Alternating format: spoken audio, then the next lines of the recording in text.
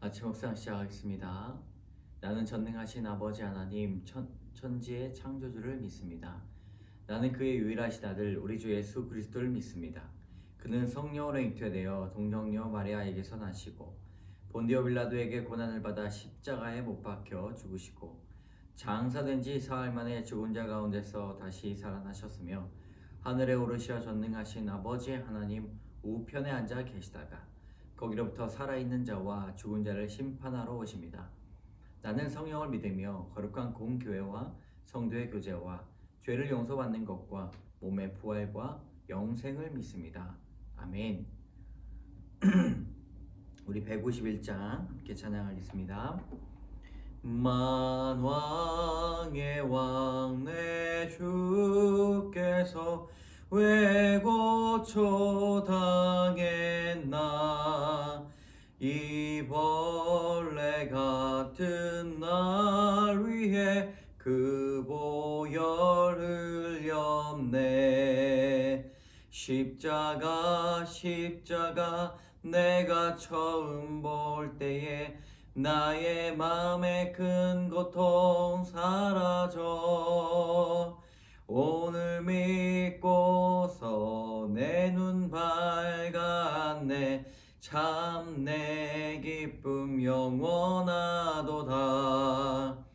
주 십자가 못 박힘은 속죄함 아닌가.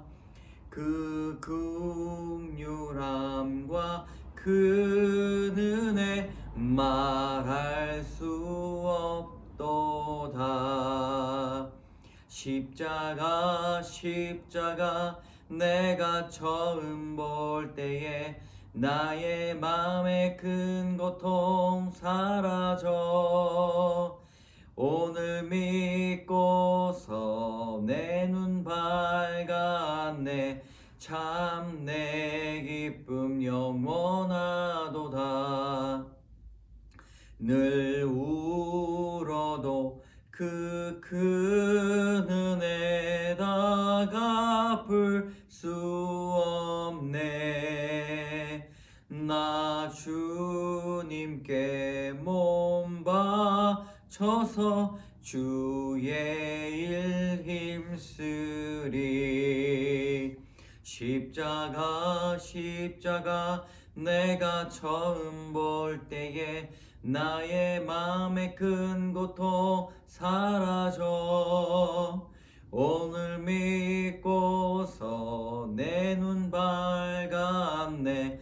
참 내 기쁨 영원하도다. 아멘. 오늘 하나님께서 주시는 말씀은 시편 82편의 말씀입니다. 시편 82편의 말씀 함께 성경책 펴시고 같이 읽겠습니다. 하나님은 신들의 모임 가운데 서서며 하나님은 그들 가운데서 재판하시느니라. 너희가 불공평한 판단을 하며 악인의 낫 보기를 언제까지 하려느냐. 가난한 자와 고아를 위하여 판단하며 곤란한 자와 빈궁한 자에게 공의를 베풀지며 가난한 자와 궁핍한 자를 구원하여 악인들의 손에서 건질지니라 하시는도다. 그들은 알지도 못하고 깨닫지도 못하여 흑암 중에 왕래하니 땅의 모든 터가 흔들리로다. 내가 말하기를 너희는 신들이며 다 지존자의 아들들이라 하였으나 그러나 너희는 사람처럼 죽으며 고간에 하나같이 넘어지리로다.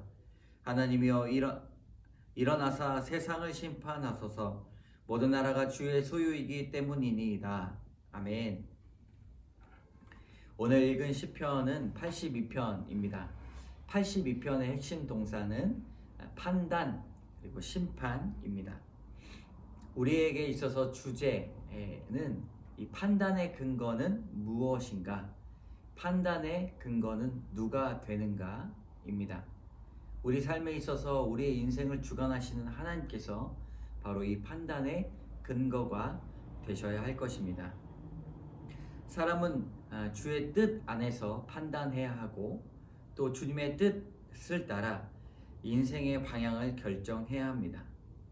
이 시편의 주제가 많은 사람들에게 불리워졌다는 것을 보았을 때에 판단이란 주제로 노래를 부른다는 것이 참 큰 의미가 있습니다. 우리에게 있어서도 판단의 근거가 누구신지 오늘 시편 82편을 통하여서 한번 주님을 묵상하는 시간 되셨으면 좋겠습니다. 1절부터 묵상하겠습니다. 하나님은 신들의 모임 가운데 서시며 하나님은 그들 가운데 재판하시느니라. 아멘. 여기서 신들의 모임을 잘 해석해야 82편이 풀리게 됩니다.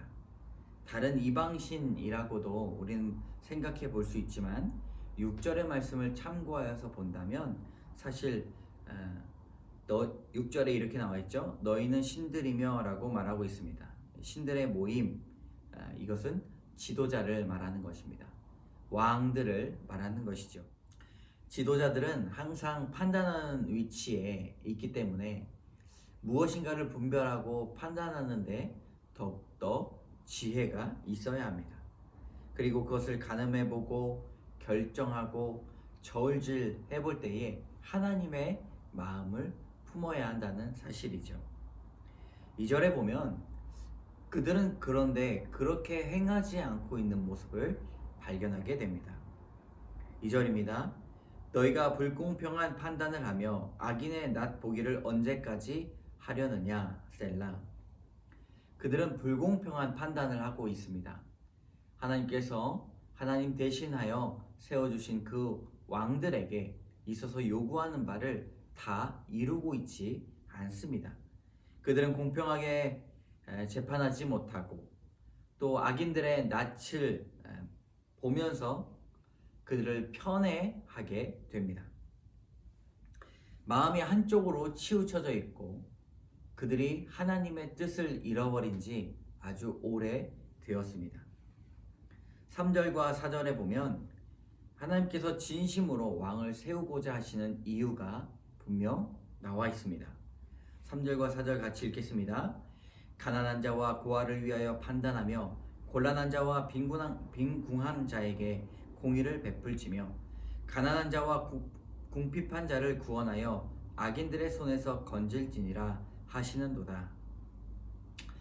성경에 가난한 자, 고아, 곤란한 자, 빈궁한 자 그들에게 공의를 베풀어야 된다고 말하고 있습니다. 그들을 악에서부터 구하는 일이 바로 왕에게 맡겨준 비전이고 사명인 것이지요. 하나님이 원하시는 삶이 바로 이러한 삶입니다.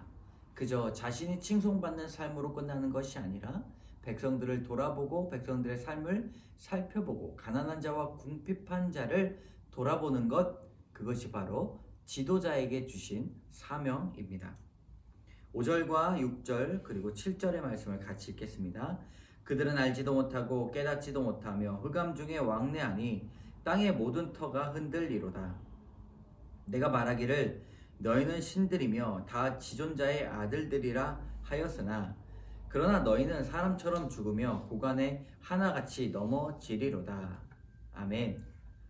지도자들은 영원히 권력을 갖고 있을 것 같다라는 그런 잘못된 마음으로 교만해지고 자신보다 낮은 자들을 돌아볼 줄 모르는 사람이 되기가 매우 쉽습니다. 또한 그들의 직무를 전혀 수행하지 못했던 직무유기에 빠져 있었고 하나님께서 맡겨주신 일들을 단 하나도 해내지 못했습니다. 하나님은 그들에게 있어서 무엇라 말씀하십니까? 너희 앞에 죽음이 있다고 말합니다. 하나같이 넘어진다고 선포하고 계십니다. 시편의 내용을 보편적으로 신앙인들에게 현대 우리에게 적용해 본다면 이렇게 생각해 볼 수 있습니다. 우리에게 있어서 왕의 직분이 있구나. 그것은 무엇인가? 바로 돈을 어떻게 쓰는가입니다. 물론 공의롭게 돈을 버는 일과 또 쓰는 일, 이 두 가지의 직무가 있습니다. 돈을 버는 일도 공의와 정의에 맞춰서 우리가 잘 벌어야 하지만 돈을 잘 써야 합니다. 그것이 바로 가난한 자와 궁핍한 자를 돌아보는 것에 왕의 직무가 있는 것과 마찬가지입니다. 누구에게 쓸 것인가? 어떻게 쓸 것인가? 바로 이 구절을 보면서 이 말씀을 보면서 우리는 이것들을 생각해 보아야 할 것입니다. 하나님께서 우리의 씀씀이를 판단해 주시고 그리고 우리의 마음이 어디에 있는가를 심판하실 것이기 때문입니다. 8절의 말씀입니다. 하나님이여 일어나서 세상을 심판하소서 모든 나라가 주의 소유이기 때문이니이다. 아멘. 말씀처럼 주의 소유를 우리에게 맡겨 주셨습니다. 하나님의 것을 하나님의 방법으로 사용해야 합니다. 그것들로 하여금 하나님은 우리에게 심판을 선물해 주실 것입니다. 늘 말씀드리지만 심판은 믿는 자에게 있어서 두려움이 아닙니다. 하나님의 나라가 오는 귀한 일입니다. 그러므로 우리는 주의 심판을 두려워하며 온전히 공의롭게 살아가길 위해서 마음먹고 스스로 돌이켜야 합니다. 오늘 시편의 말씀을 통하여서 나누고자 하는 교훈 두 가지입니다. 첫 번째 교훈, 교회의 사명을 잘 세워야 합니다. 4절의 말씀을 같이 읽겠습니다. 가난한 자와 궁핍한 자를 구원하여 악인들의 손에서 건질지니라 하시는도다. 성경은 성도가 어떻게 살아가야 하는가에 대해서 지속적으로 잘 말하고 있습니다. 성경에서 가난한 자, 궁핍한 자, 억눌린 자, 그들을 위해서 분명히 우리가 살아야 한다고 말씀하고 있습니다. 많은 교회들이 각자의 사명을 따라 사역의 방향을 잘 결정합니다. 우리 은혜빛 광성교회도 성경이 말하는 비전에 통하여서 함께 기도하고 방향을 잘 결정해 나가는 이 일년이 되어야 할 것입니다. 함께 모여서 기도하고 또 하나님께서 주시는 비전을 설명할 때에 하나님이 기뻐하시는 교회, 하나님이 주인 되시는 교회를 위해서 함께 기도해 주시기 바랍니다. 두 번째 교훈입니다. 죽음을 통해 우리는 배워야 합니다. 7절의 말씀입니다. 그러나 너희는 사람처럼 죽으며 고간에 하나같이 넘어지리로다. 신들이라고 일컬었던 지도자들은 자신들이 진짜 신이라고 믿었습니다. 교만했고 죽음을 모르는 사람들처럼 살았던 것입니다. 7절에 너희는 사람처럼 죽으며 라는 말을 성경은 말합니다. 이 말은 너희는 사람이기 때문에 죽는다 라는 말로 바꾸어 볼 수 있습니다. 우리는 죽음을 통해서 배워야 합니다. 그저 슬프고 우리의 생명이 끝이 있구나 라고 판단하는 것뿐만 아니라 그 안에서 배움이 있어야 됩니다. 겸손을 배워야 합니다.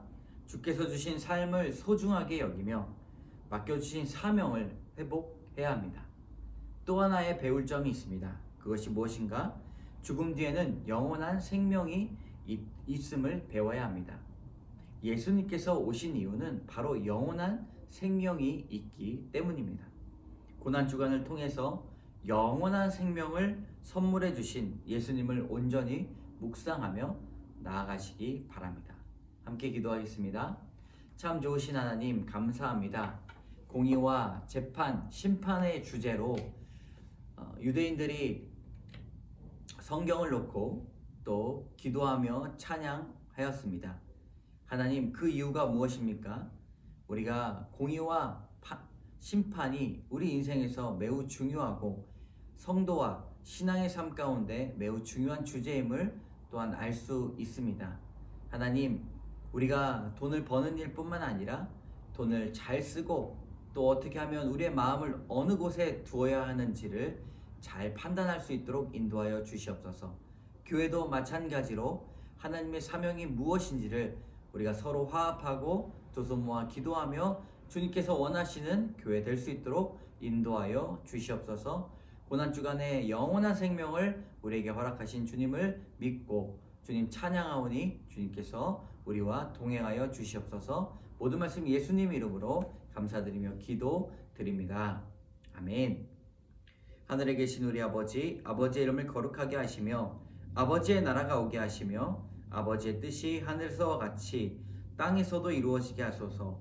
오늘 우리에게 일용할 양식을 주시고 우리가 우리에게 잘못한 사람을 용서하여 준 것 같이 우리 죄를 용서하여 주시고 우리를 시험에 빠지지 않게 하시고 악에서 구하소서. 나라와 권능과 영광이 영원히 아버지의 것입니다. 아멘. 오늘도 주와 동행하시는 고난주간 되시기를 주님의 이름으로 소원합니다.